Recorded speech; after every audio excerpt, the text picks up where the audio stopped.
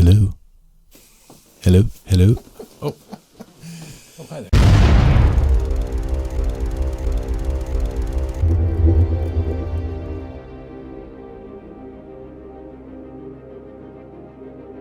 For all those people who are linguistically challenged like we are, we're just going to call her My Sharona to make this easier. My Sharona. My Sharona. It's a classic. The legend of My Sharona. Who sings that? Isn't that the Knack? I believe so. Yeah. Oh, sorry. That's a classic. Yeah. Okay, well, yeah. My Sharona. Or Llorona. Fuck, I still can't say it. La Llorona. La Llorona. Yeah, directed by Michael Chavez. And I think it's got a huge cast in here. So, I mean, the main star is what? Linda Cardinelli. She's the mom. Yeah. Right? And then there's a bunch of other people. But recognizable faces would be Raymond Cruz, because he's been in tons of movies. And then the priest was Tony Amendola, right? Amendola. He was in the Annabelle. And for anybody who's seen the trailer or read anything about this movie, you know it's a tie-in to the Conjuring universe, which is a tie-in to the Annabelle universe. So Tony Amendola's Father Perez figure is in this. Yes. He's the tie-in.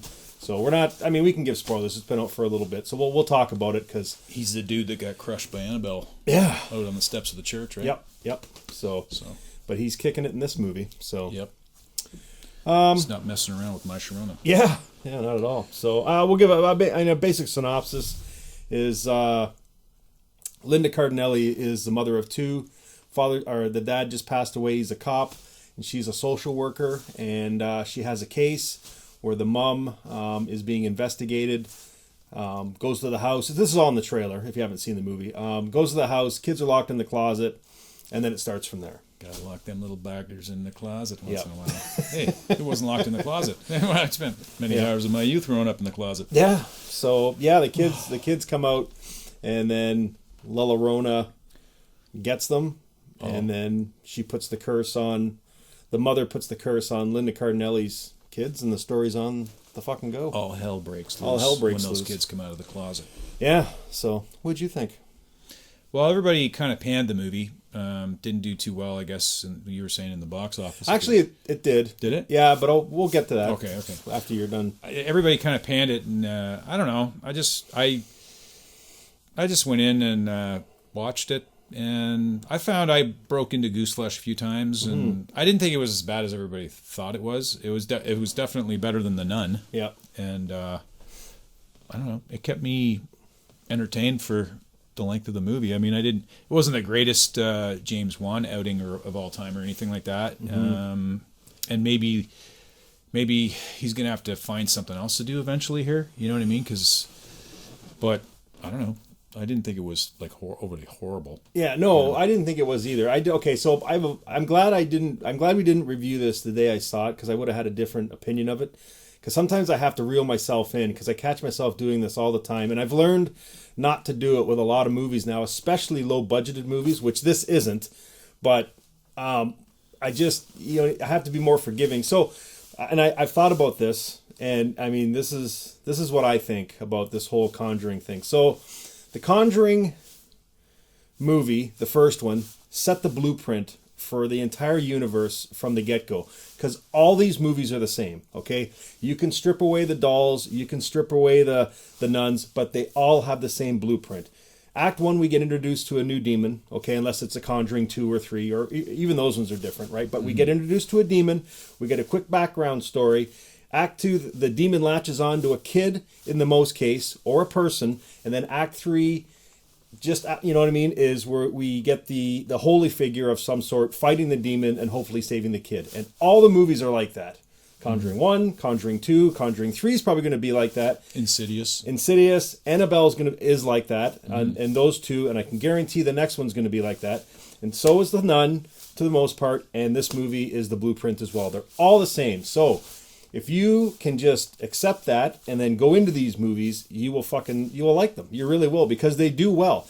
And as far as the box office goes, okay, this movie was made for $9 million, okay, which is fucking peanuts. And that's where they make these movies, because they can make them so cheap. That's why so many Saw movies were made. That's why we're going to see 15 escape room. I saw those. Yeah. No, well, that's you know what I mean? That's why we're going to see, probably 2 or 3 more escape rooms. But I'll have none of it. If there's more Saw movies. Yep. So, but they make them for next to nothing, $10 million or less, which really is peanuts. And they hope to Christ that they make their money back in the first weekend. And they did. They made $26 million on this movie solely because it went up against nothing. So it was a perfect time spot because it was a holiday weekend. Shazam had already been out for a month. And, I mean, Hellboy shit the bed. So no one's going to go see that movie a second time. So this movie... see Hellboy. Yeah, so this movie was just here all by itself. Well, I shouldn't say that. No, but I mean, a long weekend. So it made its money back. You know what I mean? Like $9 million to make it, plus you tack on maybe another $4 million for advertisement. You know what I mean? So you're looking at probably $13 million. It made 26 worldwide, so it just doubled its budget. So we're gonna. So you're gonna see, at the end of the story is you're gonna see more exactly of this blueprint, and people are liking these. I mean, honestly, if you can, you know what I mean. If you accept it, and this was not a bad movie. It really wasn't. I don't think it was. It could stand alone. They didn't have to pump it up by saying it was a Conjuring. It's a different kind of demon. Yep. It's focusing on child stealing. I guess like you did say that there is in, like, what was it, Insidious, where it was the kid that it latched itself onto to get the other guy. But I mean, I mean, it's kind of a child stealing demon, and we've had parasitical demons. I guess if you go into the world of exorcism movies or demon fighting movies, there's going to have to be, at least they explain who these demons are. Yeah, maybe a backstory about it, and why they became who they were. And that's the other thing with these movies for me. Okay, so I mean, halfway through the second act into the third act, the movie's just on cruise control. You pretty much know what's going to happen. They're going to fight the demon, and they either will or will not save the kid or the person who's in jeopardy, right? But it's the first act that I really like because you learn about these demons, and I don't fucking know anything about them. I mean, there was the Key Man or whatever he was called in the Conjuring or Insidious 3, the Smoking Man, the Annabelle. Like, I don't know anything about these characters other than, you know what I mean. So the Key Man was pretty freaky. Yeah, they're all freaky. They're all great. Like, James Wan is a fucking genius when it comes to, and it's so funny too because you know what he's gonna do. It's always this misdirected jump scare, but it always fucking gets you, and it works. The guy is a fucking genius. He's like a modern day, John Carpenter. I mean, John Carpenter was a genius for the shit that he did back in the day, and James Wan, you know what I mean? Like, I love his movies. Yeah, he really is good. I've said it before. I'll say it again. We're kind of watching this guy make his modern streak of what in 25 years we'll be talking about him like people were about what John Carpenter. There's lots Wes of other Craven ones. Or guys Wes like Craven. That, you know what I mean? There's lots, and it's funny too because again I've had to do this to myself, and I've just sometimes I have to catch myself. So again, I'm glad we waited a couple of days to do this review because a lot of people, let's say younger people who are our age when we got, you know what I mean, like the 16, the 20-year-olds are seeing this style of movie for the first time, and they're fucking loving it, and rightly so. They should. They should. It's the same as when we were kids. You know what I mean? Like that's the people who are going to see these movies. You know what I mean? That's why a lot of them aren't rated R. But I mean, good for the ones that are rated R. But I mean, they're always going to make their money back because this is new horror to a lot of kids, right? They don't watch a lot of the same stuff that we watched, so we're a little more harder on it because we've been around for. Yeah, once you've been around for like as long as we have, you could easily pan every freaking horror movie that comes out because you're seeing a lot of the same things over and over. But I mean, I don't know. I like the fact that even like when we came out of the theater, I said I like the fact that every time you saw La Llorona's face. It was slightly different somehow. Like her eyes changed a bunch of times, and you know, and I don't know. It was there's something about a creepy old haggish woman that'll always get you.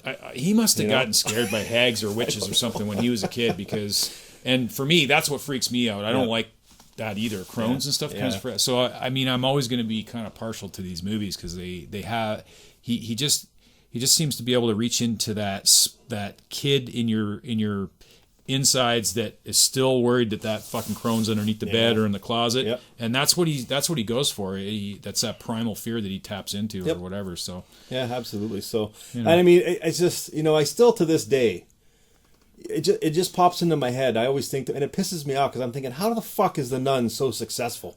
Because it really is a fucking terrible movie, and I don't.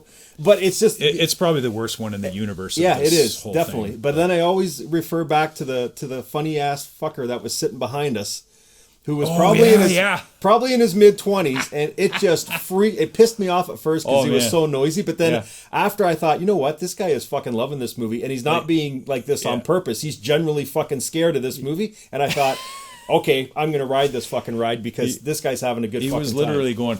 Oh my god! Oh, he wasn't being a dick. He was genuinely scared. And I thought, okay, good for you, buddy. Laughing. Yeah, I mean, good for him. You know what I mean? Like sometimes you got to go into these flicks and not be a hard ass. You just got to fucking let everything go and enjoy it. Yeah, you know what I mean? And honestly, okay, after starting on Thursday, I don't care what movie's out. It's all going to be a wash when the fucking Avengers movie, because that's all anybody's going to talk about for the next probably 2-3 weeks, and that's all anybody's going to go see. So this movie's going to be forgotten, you know what I mean, as of Thursday.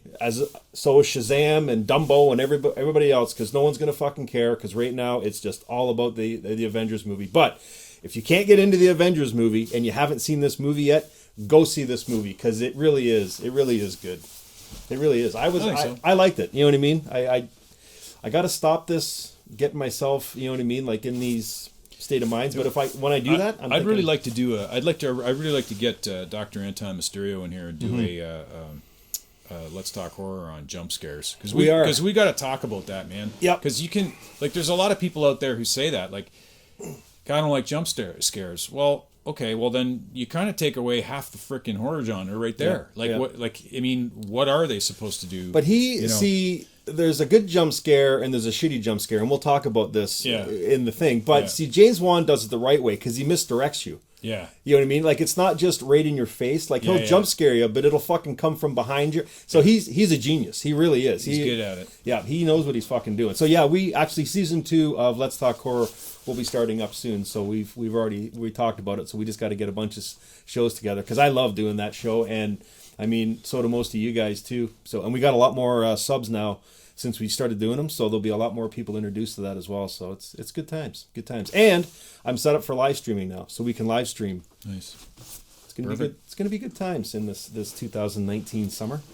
But anyways, ratings? I'd say 6.5 for me. Because I was entertained the whole way through. So yeah, I would give it a definite 6.5. And again, if you don't get into the Avengers this weekend, I mean, if you go see this movie instead, you won't leave disappointed, because it really is pretty freaky and good, and it's a cool looking demon or whatever she is, entity. My Sharona, yeah. So. That's terrible. Hopefully our Spanish viewers aren't going to get upset with us, but trust me, it's better we say My Sharona than try to say Butcher. I still can't say La Llorona. La Llorona. I'm horrible. We should have got my friend Lou over here. He's Spanish. So. Lou would be banging our heads together right now. Okay, guys. Right. La Llorona, My Sharona. Go see it. It is good. 6.5s from us.